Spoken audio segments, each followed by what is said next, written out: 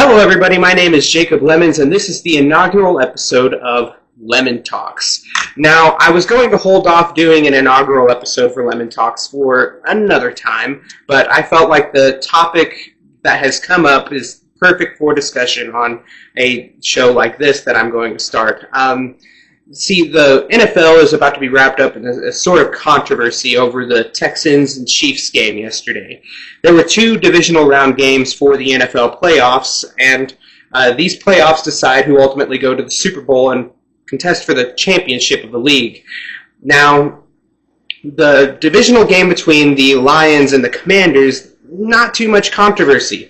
The Commanders showed up as the better team that day, and the Lions recognized that in the post-game conference. They said that there were some mistakes made. We could have played a lot better, and Jaden Daniels is a force to be reckoned with. He does not play the position like a rookie, even though he is a rookie quarterback. This is his first year in the league, and he is leading the Commanders further in the playoffs than they've been in a long time.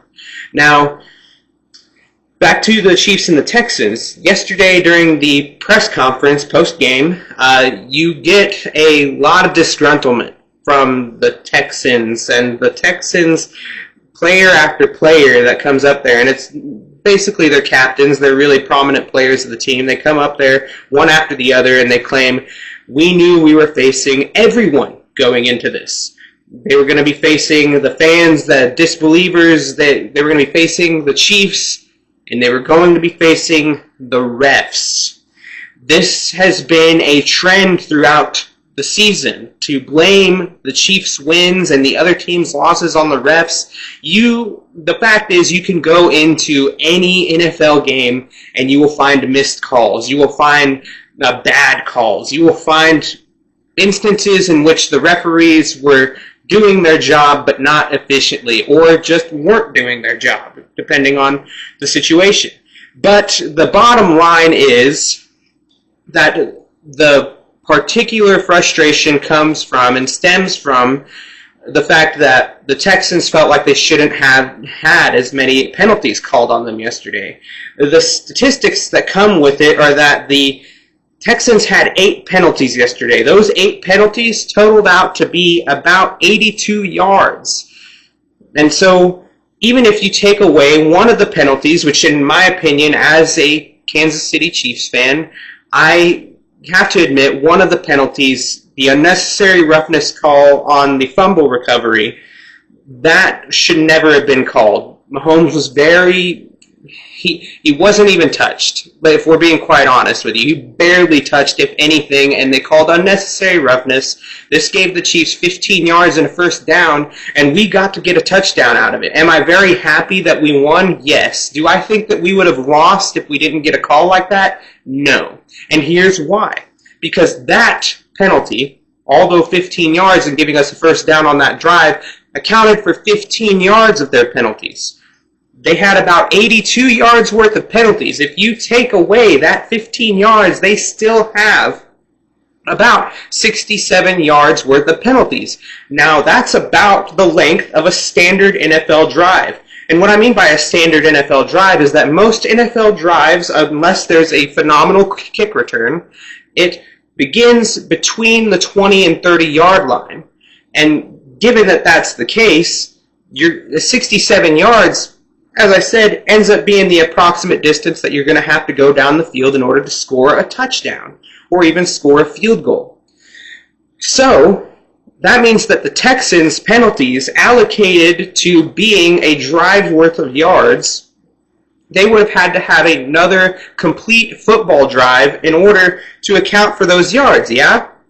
Except for no, because time and time again, the Texans got down the field. In fact, they had about twice as many yards as the Chiefs yesterday on the game, and they still couldn't pull it out. They were either punting, they were turning it over on downs, they were missing field goals, they were an inefficient team when it came to scoring. And scoring is what is going to win you the football game. Now, we can talk about the refs all day, but I want to go back to Tank Dell, because I think that this emotional promise from the team is what drove a lot of their penalties. A lot of their penalties stem from unnecessary roughness. They stem from roughing the passer. They stem from holding, offensive holding on offense when they're trying to catch a pass. You understand where I'm going with this here.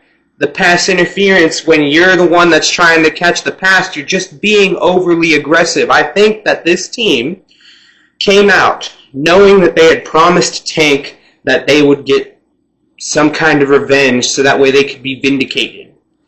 And that did not happen. A lot of the Texans, especially the players close to him, especially the captains of the team, that probably made this promise to him.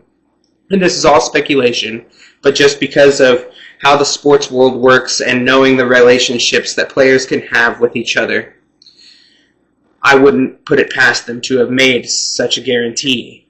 But when they lost the game, they showed up in that press conference not ready to accept their defeat for what it was, and it's that they did not play as efficiently as the Kansas City Chiefs did yesterday. Now, I say they didn't play as efficiently as the Kansas City Chiefs. But on third down, they were 10 for 17 in their conversions, while the Kansas City Chiefs were only 4 for 11. A lot of people like numbers, a lot of people like statistics, but this is what I mean by they didn't play as efficiently as us, was because even though we weren't converting third downs, we were getting down the field and then capitalizing on that opportunity. We were taking advantage of it. We were scoring in any way that it took to score.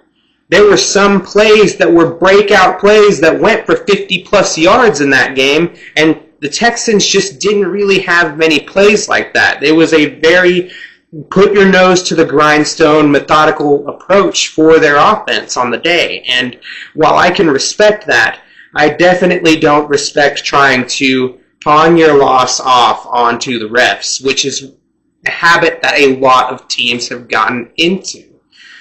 You can't always blame it on the refs. Sometimes you do have to look at yourself and see what mistakes you made on the day and what you can change for the next time that you're out there on the green to see what you can do. Now, that has been this session of Lemon Talks. Feel free to comment anything that you may feel about my take on the game. I feel like it's going to be a perception that isn't visited very often, which is just that the emotional levels of the players going into that game, I feel like, is what controlled the game for them. They were a very powerful offense in that game, but they just made too many mistakes, and mistakes based off of emotion. I mean, the unsportsmanlike conduct penalty, well, one of them was literally a player coming off the field and shoving his own coach. That wasn't against the Chiefs, so you're going to say the refs shouldn't have called that? You see, because NFL players are role models at the end of the day. You can't just let that go. I'm sorry to say, but you can't. It teaches younger players, children, that they can do that they can be that way, that they can be hateful and aggressive toward their coaches based on the outcome of the game. Now, I hope that the Texans can build on this next season. I am all about sportsmanship, and I want my team to play the best teams out there. And I honestly don't think that the Texans were at their best yesterday. Now, saying that, I'm going to now conclude this session. But take this message with you, that sometimes in the moment we want to have this knee-jerk reaction on emotion, but it can also benefit you if you just stop, take a breath, and then respond.